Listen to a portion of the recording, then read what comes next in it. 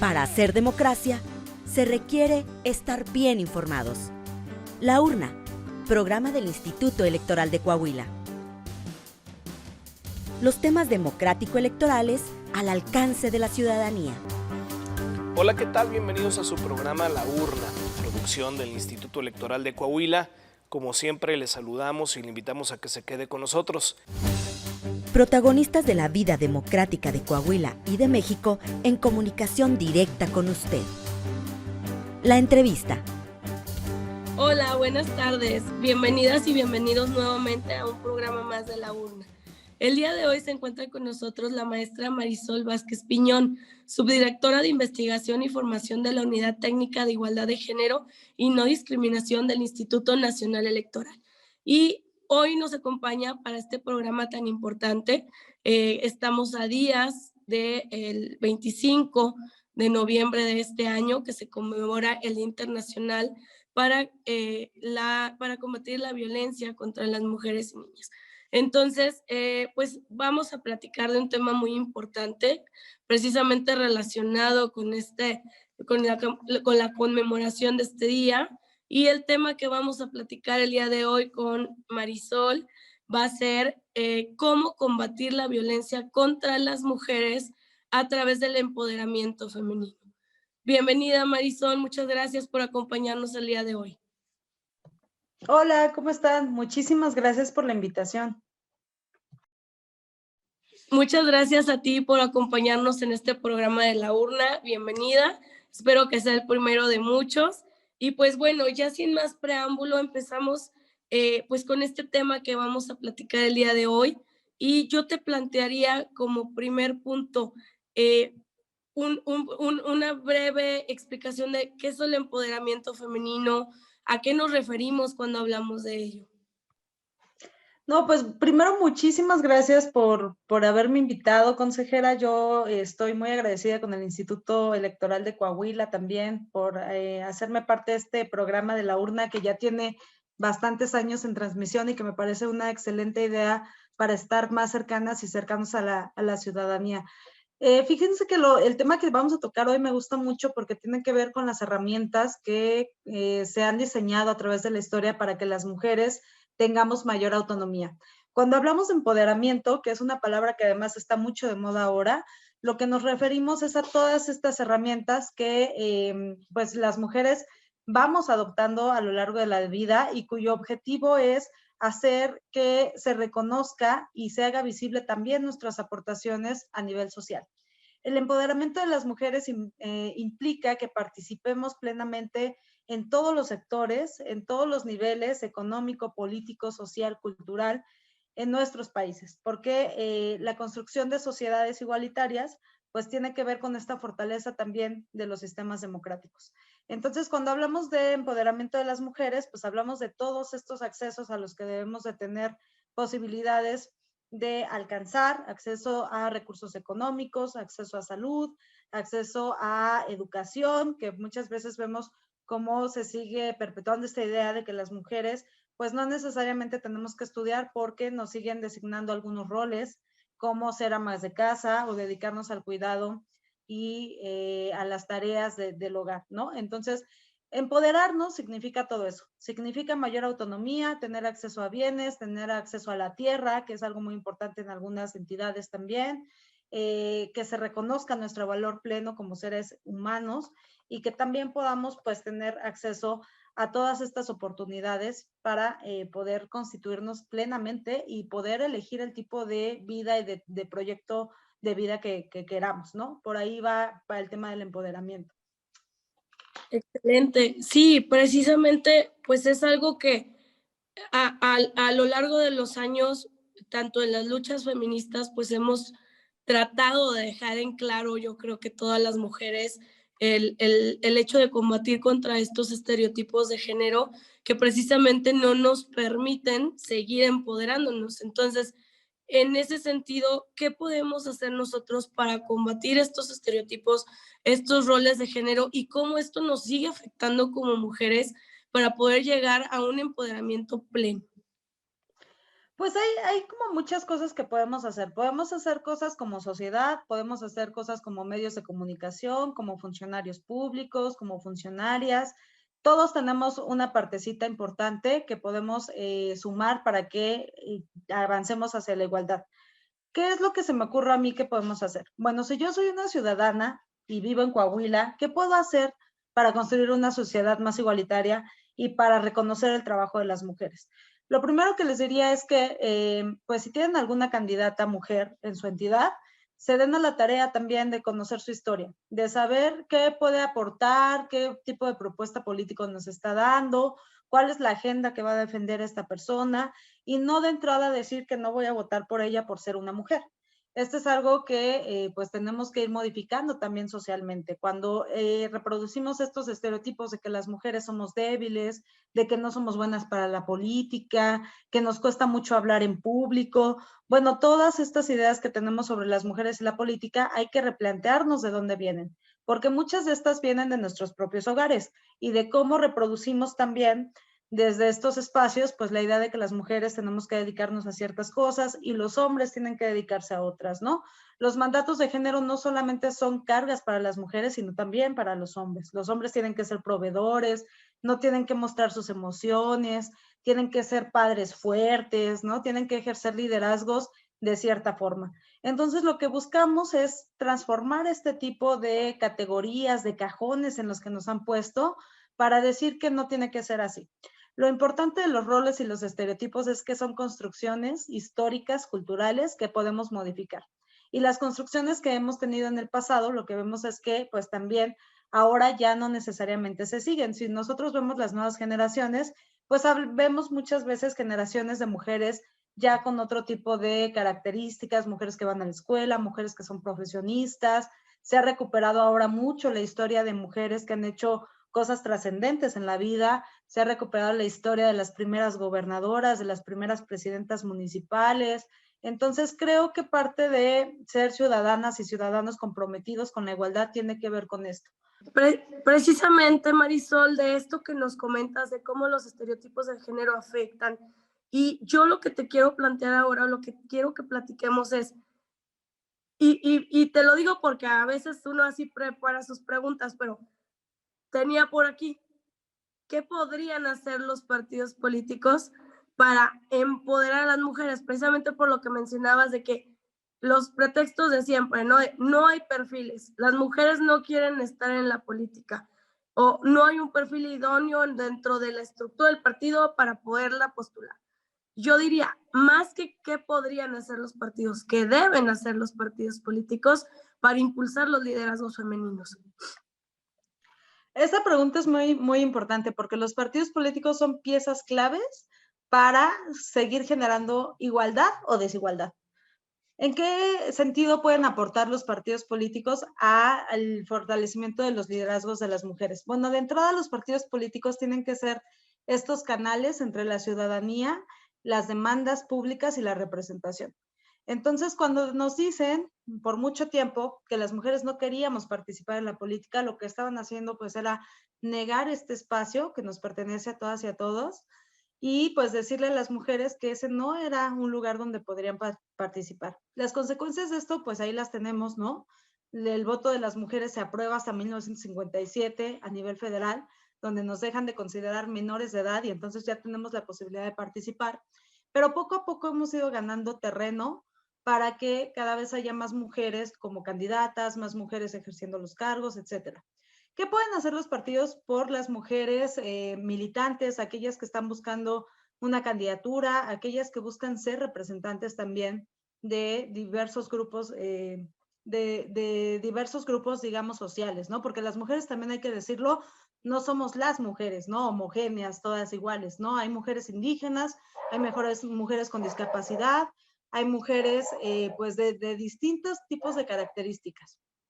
Entonces, lo que pueden hacer los partidos políticos es pues tomarse en serio este papel que tienen como motores de la democracia, invertir de buena forma el 3% que tienen a nivel federal de recursos para poder capacitar a sus cuadros también de mujeres, para poderles dotar de herramientas y que bueno, que sigan fortaleciendo los liderazgos, que no haya simulación. Vemos muchísima simulación, ¿no? En México, cada reforma que ha sido un avance para las mujeres, por ejemplo, con las primeras cuotas, pues lo que veíamos era una simulación en este tipo de espacios.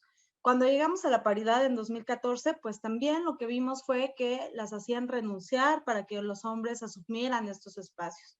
Entonces, si realmente queremos una sociedad democrática, lo que tienen que hacer los partidos políticos, pues es tomarse en serio este papel de ser transformadores, instituciones que transforman a la sociedad y que le dan este acceso a las mujeres como se lo darían a cualquier otro ciudadano.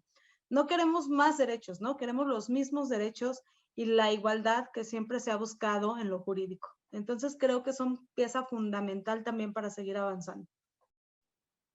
Exactamente como lo mencionas, precisamente los partidos políticos entonces son pieza clave para seguir generando este empoderamiento de las mujeres. Y bueno, que ahorita pues lo vivimos y que tiene muy pocos años realmente, al menos en nuestro país, que ya las mujeres han tomado un papel activo, no nada más a través de la política, sino a través de las redes, de la sociedad civil, de este trabajar en conjunto para lograr un fin específico.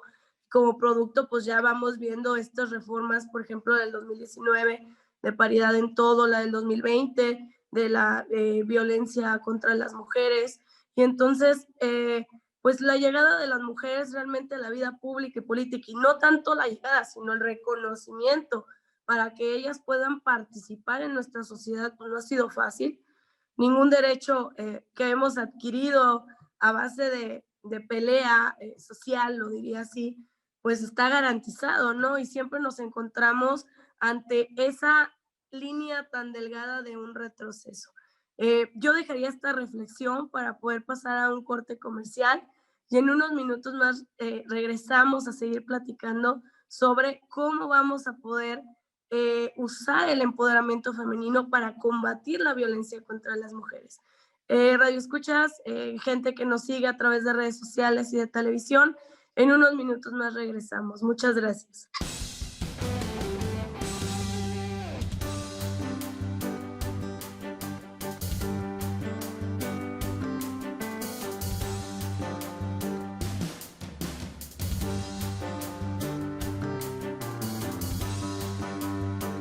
Bienvenidas, bienvenidos de vuelta de este corte comercial. Seguimos platicando aquí con la maestra Marisol Vázquez y para continuar con esta charla que tenemos el día de hoy, yo quisiera preguntarte, Marisol, ¿cómo el tema de la violencia contra las mujeres puede restarle poder a las mujeres? O sea, ¿cómo ante una situación de violencia, dígase doméstica, política y de cualquiera de sus tipos, puede restar poder a las mujeres?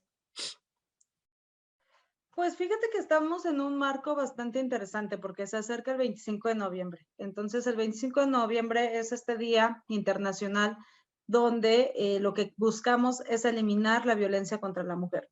Y la violencia, nos dice una autora, es tanta contra las mujeres que tuvimos que clasificarla, ¿no? Tenemos violencia en distintas modalidades y en distintos tipos, violencia sexual, violencia psicológica, patrimonial, violencia vicaria, que está ahorita, que es el daño que les hacen a las mujeres a través de sus hijas y de sus hijos. Entonces, de todos estos tipos y modalidades de violencia que hay, lo que se ha hecho en México, y me parece que es un acierto, es reconocer que hay otro tipo de violencia, que es la violencia política contra las mujeres, que tiene como objetivo limitar nuestros derechos políticos y electorales. ¿Y por qué surge esta violencia? ¿Esta violencia es algo nuevo que hay en el país? No. Esa violencia siempre ha existido porque pues, es una respuesta de un sistema que nos ha dicho que nosotras nos pertenecemos a la política, que nuestro espacio está en otro lugar. Y cuando hay mujeres transgresoras, mujeres rebeldes que ha habido en toda la historia de México y le dicen no a este sistema y dicen yo quiero participar en todos lados, bueno, pues ahí vienen las resistencias. Y lo que hemos visto en México es que en cuanto más espacio ganan las mujeres, también hay una respuesta bastante seria de este sistema patriarcal. Y entonces la respuesta lo que les dice es que pues no pueden participar en estos espacios. Hay mujeres que siguen pidiendo permiso en sus casas para salir a votar. Hay mujeres que siguen pidiendo permiso a sus parejas para inscribirse como candidatas también, algo que no harían los hombres, ¿no? Por ejemplo, cuando hablamos de violencia política en razón de género, nos referimos a estas diferencias que hay entre los hombres y las mujeres, de cómo limitamos la participación política de las mujeres, ¿no? Y lo que hizo México en abril de 2020 fue aprobar una ley muy importante, una serie de modificaciones a distintas leyes, 6 leyes federales y 2 leyes generales, donde lo que hace es decir por primera vez qué es este tipo de violencia. Hay un concepto de violencia política, un catálogo de 22 conductas que la acreditan y decir cómo la vamos a sancionar, que eso es muy importante. Si hay una conducta que no se sancione, esa conducta se sigue repitiendo. Y lo que queremos es erradicar la violencia contra las mujeres en la política. Entonces, en México lo que se decidió fue combatir este tipo de violencia por 3 vías. Está la vía penal, está la vía electoral y está la vía administrativa. Y es que los casos no eran pocos, ¿no? Empezaron los medios de comunicación, los periódicos a cubrir estos casos, sobre todo de mujeres electas, presidentas municipales, síndicas, regidoras, que cuando llegaban al cargo tenían muchas dificultades para poder ejercerlo. No les daban oficinas, no las convocaban a las sesiones de los cabildos, nunca les dieron personal, les querían pagar menos de lo que ganaban sus compañeros hombres, toda una serie de dificultades que tenían ellas para poder ejercer el cargo. Y les doy otro ejemplo de qué es la violencia política para que quede muy claro. Había una sesión de cabildo donde el presidente municipal nunca dejaba que las regidoras hablaran. Y cuando ellas pedían la palabra, él decía que la reunión ya se iba a terminar, que habían tenido mucho tiempo. Cuando una de ellas se revela y le dice que quiere hablar y toma el micrófono, le apagan el micrófono. Entonces, es este tipo de manifestaciones de que no quieren que se escuche la voz pública de las mujeres en estos espacios, las que nos dan cuenta de que estamos frente a un caso de violencia política. No todo es violencia política, también hay que decirlo muy claro. Hay que ser muy cuidadosas también cuando denunciamos, porque si denunciamos cualquier cosa y no es violencia política, hacemos uso de recursos que otra mujer sí tendría que estar ejerciendo porque está viviendo este tipo de situaciones. Cuando digo que no todo es violencia política, me refiero a que nosotras como servidoras públicas también estamos bajo el escrutinio público de la ciudadanía. Si hacemos algo mal y nos dicen que estamos actuando de mala forma, eso no necesariamente es violencia política, porque pues tiene que ver con el propio desempeño que tenemos también las mujeres en los cargos. Pero si este tipo de críticas va acompañada de estereotipos de género, de decir que nosotras somos manipulables, de decir que las decisiones que tomamos las estamos tomando por un hombre que está atrás de nosotras, eso sí es violencia política. Cuando empezamos a reproducir todas estas ideas que hay sobre las mujeres, eso es violencia política. Hay muchas campañas ahorita, por ejemplo, de algunas elecciones que han pasado, que lo que hacen es sexualizar a las candidatas, por ejemplo, ¿no? Dar a conocer fotos, dar a conocer videos de ellas en situaciones que no tienen nada que ver con sus propuestas políticas. Y ese tipo de violencia es la que precisamente queremos erradicar porque, como bien lo mencionas, Madeleine, pues esto le resta poder a las mujeres, ¿no? Lo que busca este tipo de violencia es decirle que ese espacio no es suyo, que regresan a los hogares, porque ahí sí está ese espacio cuidando a los niños, a las niñas, y no haciendo políticas públicas en los municipios, no tomando decisiones en los cabildos. Entonces, ese es precisamente el objetivo que se busca. Exactamente, Marisol. Es muy interesante todo esto que nos comentas, porque precisamente la violencia política, pues es esa forma de manifestación del sistema patriarcal para decirte, tú no vas ahí, no es tu sistema, no lo creamos para ti, no es para que tú embones en ese sistema, no es para que tú lo trabajes. Y precisamente los sistemas en los cuales la mujer ha ido incursionando fueron creados por los hombres, no nos dejaban crearlos. Entonces, son sistemas políticos, públicos, sociales, culturales, que fueron creados por ellos, al gusto de ellos y para beneficio de ellos. Y entonces, cuando las mujeres empezamos a llegar, pues uno no las empieza a gustar. Para ellos, su punto de vista es les estamos quitando los espacios que son de los hombres, y la respuesta inmediata es la violencia, que como bien nos mencionaste, este próximo 25 de noviembre, pues se conmemora precisamente este Día Internacional de Lucha contra la eliminación, bueno, más bien para la eliminación y erradicación de la violencia contra las mujeres. En ese sentido, yo te preguntaría, ¿qué podemos hacer o qué compromiso podemos asumir las mujeres para precisamente propiciar más liderazgos políticos y públicos de las mujeres? Es una excelente pregunta. ¿Qué podemos hacer nosotras, ¿no? Para seguir abriendo camino a otras mujeres que van a llegar y que vienen atrás de nosotras, nuevas generaciones que además traen otras ideas ya mucho mejor establecidas sobre la igualdad, ¿no? Y algo que me parece relevante es, no hay que creernos estas historias que nos han dicho siempre de que las mujeres somos las peores enemigas de las mujeres. Eso no es cierto. El peor enemigo de las mujeres es un sistema que les ha dicho que tenemos posibilidades limitadas y que no somos seres humanos y que no valemos lo mismo y que no tenemos las mismas capacidades que tienen los hombres. Ese es el peor enemigo de las mujeres. Fíjense que a mí me gusta mucho una frase de Simone de Beauvoir, que es esta filósofa francesa, que escribió muchos libros interesantes que le invito a también a las personas que nos escuchan a conocer un poco de su vida, porque ella tiene en un libro esta frase que a mí me parece reveladora. Ella dice que a las mujeres nos cortan las alas y luego nos culpan de no saber volar, ¿no? Es decir, siempre desde niñas nos limitan las capacidades que debemos de tener, nos dicen que si somos líderes somos mandonas, todas estas características que van cambiando cuando tú eres mujer, porque si eres un líder hombre, pues eso sí está bien visto, pero si empiezas desde niña a querer ser protagonista también de algunas cosas, bueno, pues eso ya te estás pasando, ya eres tú una egoísta, ya no estás quedando bien con la sociedad, porque no se espera que las mujeres seamos así. Entonces, lo que hay que demostrar, me parece, lo que hay que trabajar juntas, es a desmitificar este tipo de cosas que nos han intentado meter en la cabeza. Las mujeres no somos las peores enemigas de las mujeres.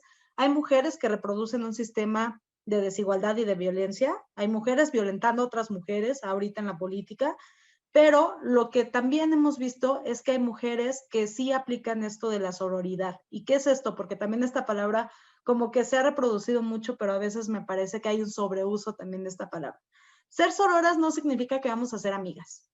Ser sororas significa que vamos a ser aliadas en proyectos en conjunto donde podamos coincidir y que vamos a sumar las capacidades que tenemos también para poder seguir abriendo camino a otras mujeres que van a llegar después de nosotras.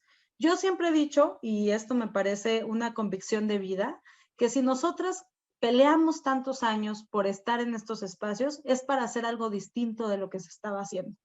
¿Para qué las mujeres queremos ser gobernadoras? ¿Para qué queremos ser presidentas municipales?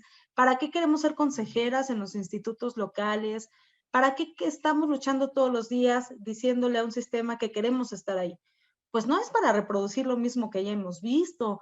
No me parece que es para seguir con agendas que la podrían impulsar los hombres. Sí se trata de representar a las mujeres. Si yo soy una mujer indígena y llega a un espacio de poder, de toma de decisiones, lo que voy a impulsar es que haya más reconocimiento de mujeres indígenas, que haya una defensa de la lengua, que se nos quiten todos estos estereotipos de cómo tienen que ser las mujeres y las mujeres indígenas en específico, ¿no? Pero con este tipo de ejemplos lo que yo les quiero decir es, vamos a transformar, porque de eso se trata, me parece. Estamos intentando llegar a espacios de poder para transformarlos. Entonces, creo que ese tiene que ser el compromiso de todas. Ojalá que quienes nos escuchen y nos vean se lleven este mensaje. No se crean estas historias que nos han dicho sobre las mujeres. Las mujeres estamos escribiendo nuestras historias. Entonces, eso es muy importante que creo que se socialice con todas. Muchas gracias. Muchas gracias, Marisol. Pues el tiempo en radio y televisión es demasiado corto. Nos acercamos a los últimos minutos o segundos más bien de este espacio que tenemos en este día, pero precisamente lo que comentabas, las mujeres no somos enemigas de las mujeres, tenemos que seguir difundiendo esto para poder generar un proceso evolutivo en nuestra sociedad entre las mismas mujeres que nos permitan trabajar en conjunto. Como bien dices, no es que seamos amigas y ya todas felices, no.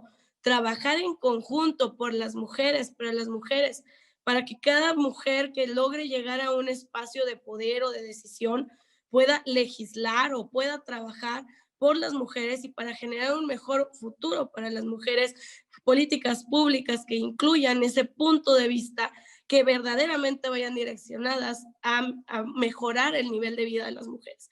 Es muy importante esto que nos dices y pues es una reflexión muy grande la que nos queda el día de hoy. Yo lo que te pediría es que nos des unas últimas palabras para que generemos este espacio de reflexión para el público que nos está escuchando el día de hoy. Miren, yo lo que quisiera decirles al final y que me gustaría que se lleven es, hay que preguntarnos todos los días qué podemos hacer para hacer de este país un país más igualitario. ¿Qué puedo hacer yo, Marisol, tú, Madeleine, cualquier ciudadana y ciudadano que nos esté escuchando el otro día, para hacer de este país un país menos violento, más igualitario? ¿Y por qué eso nos conviene a todas? O sea, ahorita estamos hablando de los derechos de las mujeres, del derecho a la no violencia, pero esto no es algo positivo solo para las mujeres. Imagínense que tenemos sociedades más justas, familias mucho más equitativas, donde no las mujeres están condenadas a lavar los trastes infinitamente. O sea, cómo eso también nos va ayudando como sociedad a poder cambiar. Y yo creo que todas podemos hacer cosas en lo individual, pero también en lo colectivo. Cómo las familias vamos a poder sumarnos a estas estrategias para seguir avanzando, que nuestras hijas, nuestros hijos se involucren en ambientes mucho más igualitarias, pueden tener relaciones más sanas de lo que tuvimos hace 3 o 4 generaciones. Entonces, no es algo benéfico solamente para las mujeres, es algo que le va a servir a México. Y yo creo que todas y todos amamos a nuestro país, amamos lo que somos, y estoy segura de que, pues, si trabajamos en conjunto, vamos a seguir pues avanzando en esta igualdad que nos conviene a todas y a todos. Eso me gustaría que se lleven hoy de este programa. Muchas gracias, Marisol Vázquez. Pues no se diga más, ahí tienen, estimado y estimadas del público que nos escucha el día de hoy. Pues sí, lo que yo haría el llamado es a esta reflexión. Llevémonos estas palabras de nuestra querida Marisol para poder generar un mejor futuro para las generaciones que siguen después de nosotros. Muchísimas gracias y los esperamos en un programa más de La Urna. Hasta pronto. Y bueno, fue todo. Muchísimas gracias por haber estado aquí con nosotros en su programa La Urna, esta producción del Instituto Electoral de Coahuila. Nos puede seguir también en redes sociales, en Facebook como laurna.programa radiofónico del IEC, en Instagram programa-radiofónico y en Twitter laurna-IEC. Queremos tener comunicación con usted. Pásenla muy bien. Hasta la próxima semana. Gracias por acompañarnos en una emisión más de La Urna, llevado hasta ustedes por el Instituto Electoral de Coahuila. Nos escuchamos en nuestra próxima emisión.